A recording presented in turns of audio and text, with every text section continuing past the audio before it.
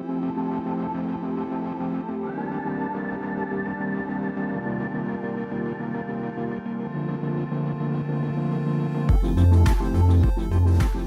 friends, Namaskar.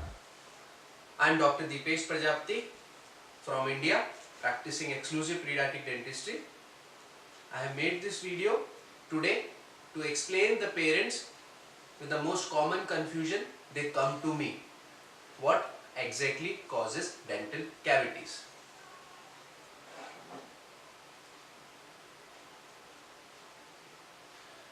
Dental cavities in children is so common these days. Trust me, when we go to big schools, do a screening camp, almost 7 kids out of 10, as per my experience, require interference from a pediatric dentist.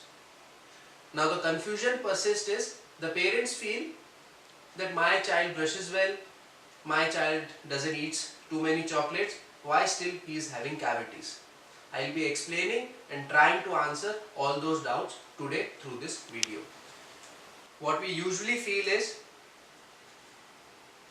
prolonged breastfeeding, having bottle late at night, chocolates, toffees, cold drinks, pediatric syrups. Usually parents feel these are the most common reasons which causes dental problems in their children. But sadly, no. The problem is dental caries is multifactorial. It's not 1, 2 or 3 factors which contribute causing cavities. So what are the factors a tooth needs to have cavities? Let's see them one by one. The first one is stuck food. Trust me, if the food is not getting stuck on the tooth, it's not going to have cavities. So stuck food is a must. The second thing is plaque. I'll be explaining it what is plaque. Plaque is house of bacteria. And as I said, bacteria are important as well to have cavities. There were experiments done in rats who were bacteria free and were fed lot of sugary things. Still they didn't have cavities. So food, plaque, bacteria are the must. The last important factor is time. They need to have time to show cavities. If we keep brushing well in time, we usually won't have cavities. Trying to explain how the cavities are caused in very simple words. I have tried putting some animations to make it very simple. The science behind cavities. So as you can see, these all are bacteria which live in a house called as plaque. Now let's see what the plaque is. Suppose if we don't brush at night and if we scratch our nail over our tooth, there is a white layer which comes out. That is called as plaque. And a very tiny amount of plaque houses millions and millions of bacteria. I will be explaining same through this video. See, if I scrape my dental instrument over the tooth surface, this white material, which is usually not visible when it's on the tooth, is called as plaque. So there are bacteria who live in their houses called as plaque. Now like any other living being, they want food to live. And what food they do like most is the same food that usually kids also like. Chocolate, sweet, biscuit, cream biscuit and other things. So this is how the bacteria feed upon the same food item which our child often eats. Now like any other living being, these bacteria have to go to washroom. And where they put their toilet. Now this toilet or their excreta is very acidic. This acid, when is there on the tooth for a long time, causes dental problems called as cavities in various teeth, upper, lower, back, front, everywhere. So explaining the various factors which causes cavities in very nutshell, coming to food. Now what kind of food items causes cavities? Sticky food, biscuit, chocolates, caramel based toffees. Now we all know how sticky they are. The more stickier the food is, more longer time it stays on the tooth, more difficult to get it brushed off, and more chances it will cause cavities. Remember, Indian food item like papad, they are not sweet but very sticky, can cause cavities. Food items like sweet, as we all know, sweet things causes more cavities than the other food items. The third thing is acidity. More acidic the food item is, more dangerous it's for the tooth. It's like our cola drinks, these sports drinks, all these are very acidic usually and causes deleterious effect on our tooth.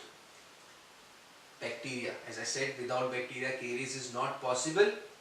Remember, this dental caries is an infection. It spreads from a person to person, definitely spreads from a tooth to tooth. Mothers having young babies are always advised not to have saliva sharing habits with the babies. If the mother has lot of bacteria, lot of dental problems in her mouth, and if she cooks, mixes something and checks how it tastes, and the same spoon she gives the child to feed on, she is unknowingly transferring the bad bacteria into the child's mouth, and the child might have more dental problems because of this sharing of saliva. So it's the bacteria which causes dental problems.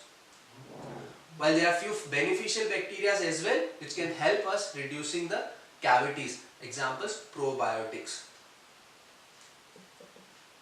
Now saliva. Saliva is a wonderful tool that nature has made to prevent our teeth from and gum from various problems. But it's on to us how to use it. This saliva is a double-edged sword. It can cause cavities as well if it is misused. As I said, it's a natural cleanser.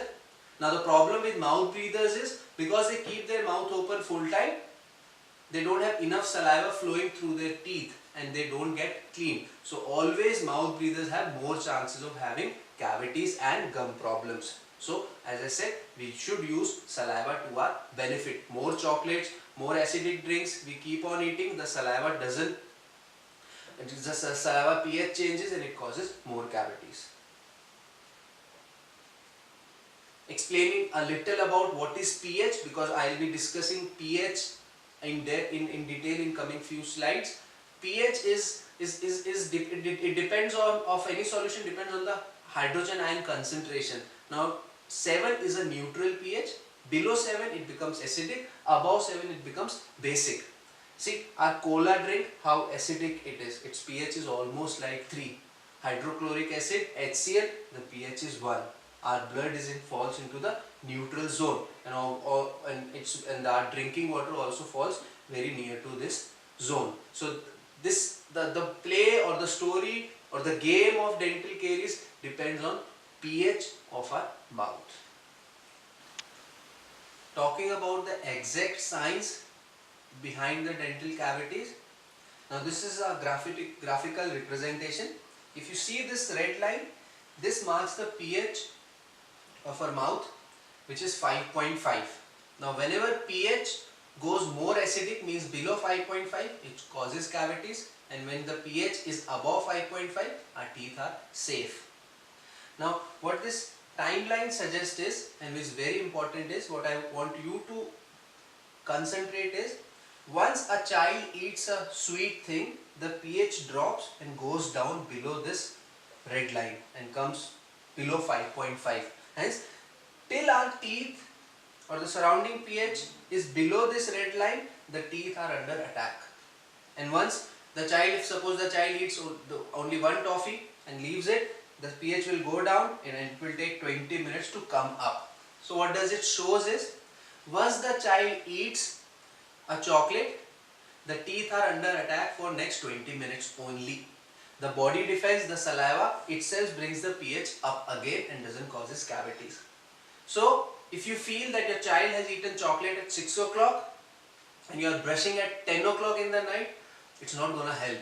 If the child has eaten anything and is in very high risk, eaten anything which is sweet causing cavities, trust me, you have to brush immediately. The negative effects of that sweet thing eaten will remain only for 20 minutes. So don't think that if you are brushing twice is enough. Child having chocolate, as I said, at 6 p.m. should be brushed immediately. Brushing at 10 p.m. it has already caused all the bad effects which it had to cause. So now there is a cycle which goes inside our mouth, which has a phase bad for teeth, good for teeth, bad for teeth, good for teeth. More we remain in bad for teeth phase, more bad it is for our teeth. This graph represents the same. As you see, this is again that red line of pH 5.5. Anything below that is bad for teeth. Anything above that is good for teeth. Now it's up to us that in which phase of the cycle we wish to remain, in the good part or in the bad part. If a child eats a full bar of chocolate at once, the pH is gonna go down only for 20 minutes. If the child eats that bar, taking a piece at regular intervals and finishes that bar in the whole day, mind you, it's not the quantity of the chocolate eaten, it's the how many times the child eats chocolate. So one piece, the pH goes down for 20 minutes.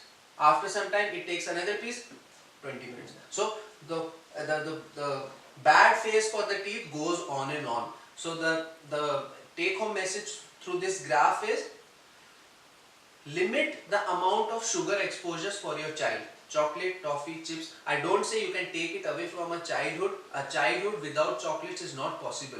But train your child such that if you want to eat chocolate, eat it at one go. I'm not going to give you a chocolate today anymore. So tell him, if you want to eat 10 chocolates, 5 toffees, whatever it is, eat it in front of me and come, I'll brush it for you. That's how the child should be trained.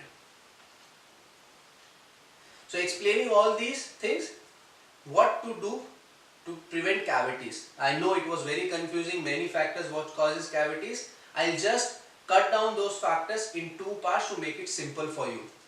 The one is, make sure what the child eats or drinks. If you can control this, what the child is eating or drinking, you can probably cut down on having cavities. And the second factor is how the teeth are cleaned.